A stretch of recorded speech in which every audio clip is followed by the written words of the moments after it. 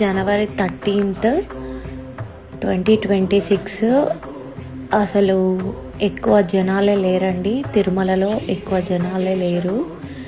చూడండి 300 ticket line అండి. ఇది 300 టికెట్ లైన్. ఈ లైన్లో అసలు జనాలే లేరు మొత్తానికే. ఒక్కసారి మీరు చూడండి, నేను చూపిస్తున్నాను.